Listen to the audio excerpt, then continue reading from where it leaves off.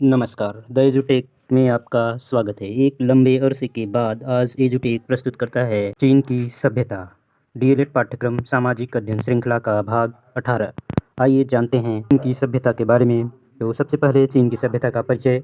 चीन का हजारों साल पुराना एक समृद्ध और व्यापक इतिहास है। प्राचीन चीन ने किन, हान, तांग और मिंग जैसे विभिन्न राजवंशों का उत्थान और पतन देखा। महान दीवार का निर्माण विभिन्न कालखंडों में आक्रमणों से सुरक्षा के लिए किया गया था। कन्फ्यूशियसवाद, ताओवाद और बौद्ध धर्म ने चीनी दर्शन को संस्कृति को प्रभावित किया।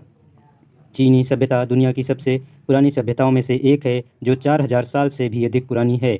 यह पीली नदी और यांगत्ज़ी नदी, जिसकी विशेषता प्रारंभिक कृषि पद्धतियाँ, ओरेकल बोन स्क्रिप्ट जैसी परिष्कृत लेखन प्रणालियाँ और कागज, मुद्रण और बारूद का आविष्कार था। कन्फ्यूशियवाद, ताओवाद और बौद्ध धर्म ने चीनी संस्कृति, नैतिकता और दर्शन को आकार देने में महत्वपूर्ण भूमिका निभाई। जिया, शान, झोउ, किन, हान, तांग और मिंग जैसे राजवंशों ने शासन, कला और तकनीकी प्रगति पर स्थायी प्रभाव छोड़ा, जिससे चीन की समृद्धि और विविध विरासत को योगदान मिला है। चीन की विशेषता। चीन की सभ्यता की अपनी बहुत विशेषताएं हैं।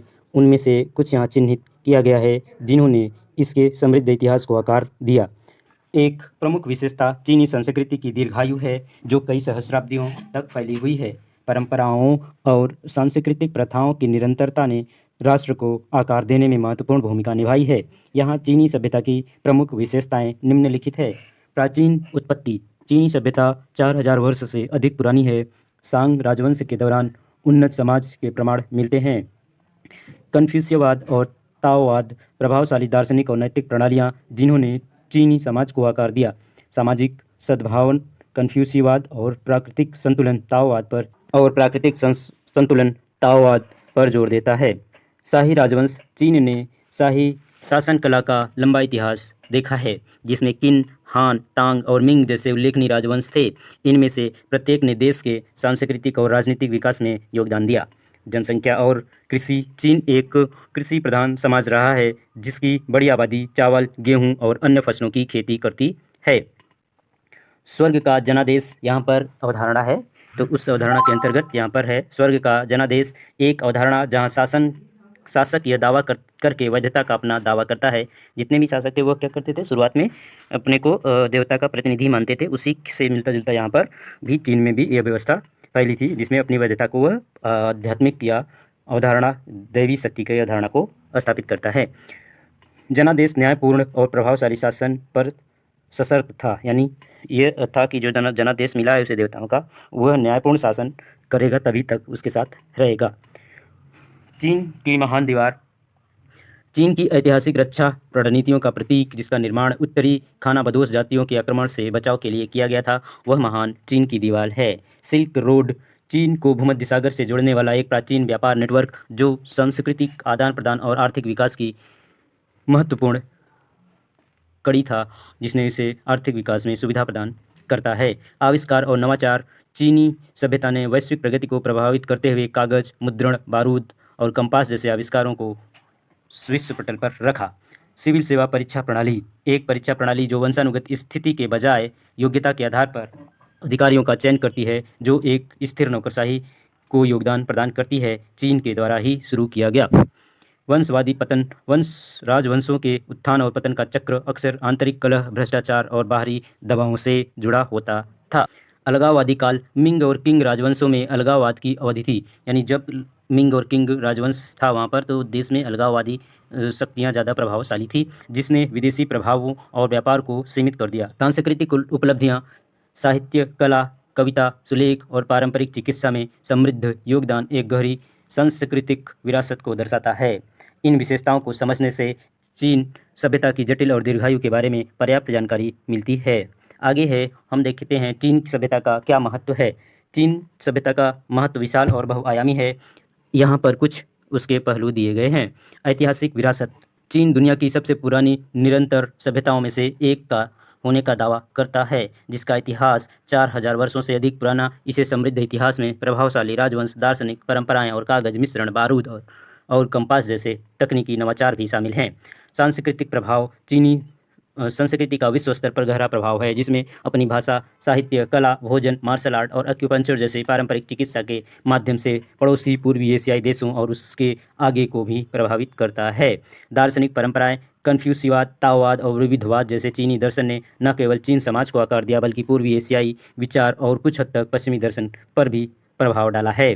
राजनीतिक प्रणालियाँ, चीन से शाही शासन और नौकरशाही शासन के लंबे इतिहास ने विभिन्न राजनीतिक प्रणालियों और सामाजिक संरचनाओं के विकास में योगदान दिया, जिसका पड़ोसी देशों और उससे परे शासन मॉडल पर भी प्रभाव होता है। आर्थिक महाशक्ति, समकालीन समय में चीन दुनिया की दूसरी सबसे बड़ी अर्थव्यवस्था के साथ एक वैश्विक आर्थिक महाशक्ति के रूप में उभरा है, जिसकी तीव्र आर्थिक वृद्धि और वैश्विक बाजार में एकीकरण ने भू राजनीतिक परिदृश्य को नया आकार दिया। तकनीकी प्रगति, पूरे इतिहास में चीन ने विज्ञान प्रौद्योगिकी में महत्वपूर्ण योगदान दिया, जिसमें कंपास, पेपर मेकिंग, प्रिंटिंग और जैसे आविष्कार, और हाल ही में दूरसंचार, नवीकरणीय ऊर्जा और आंतरिक अन्वेषण जैसे क्षेत्रों में भी प्रगति शामिल है। सांस्कृतिक विरासत, उथल पुथल और परिवर्तन की अवधि के बावजूद चीनी सभ्यता ने आधुनिक चुनौतियों और प्रभावों को अपनाते हुए प्राचीन परंपरा और संस्कृति प्रथाओं को संरक्षित करते हुए उल्लेखनीय निरंतरता दिखाई है। सॉफ्ट पावर, साहित्य, सिनेमा, व्यंजन और ताई ची और पारंपरिक चीनी चिकित्सा जैसे पारंपरिक प्रथाओं सहित चीन का सांस्कृतिक निर्यात दुनिया भर में इसकी सॉफ्ट पावर और प्रभाव में योगदान देता है।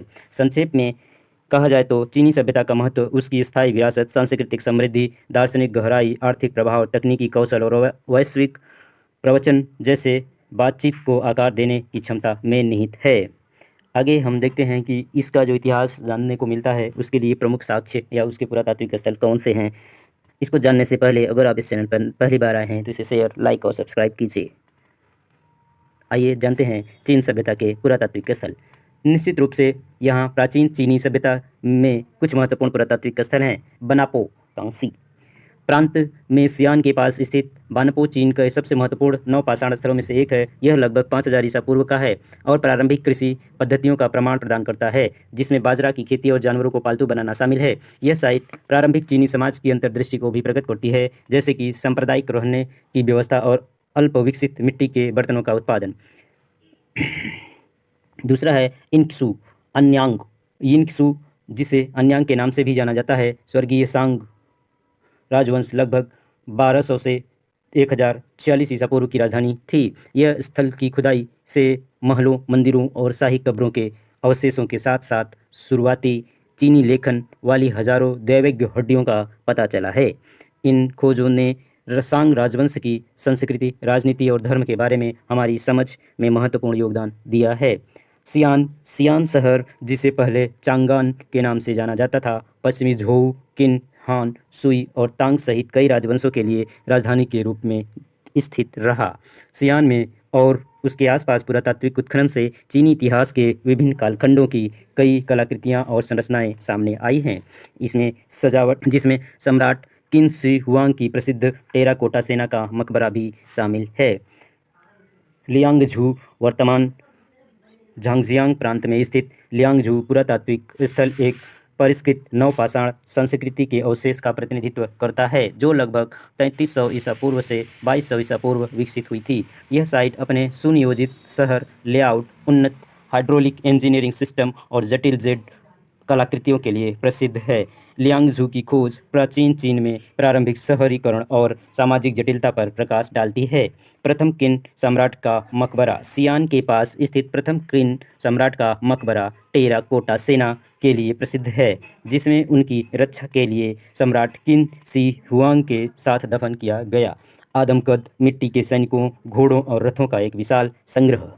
परलोक में यह साइट किन राजवंश के सैन्य संगठन, शिल्प कौशल और शाही विचारधारा में अमूल्य अंतर्दृष्टि प्रदान करती है। मेगाओ गुफाएं।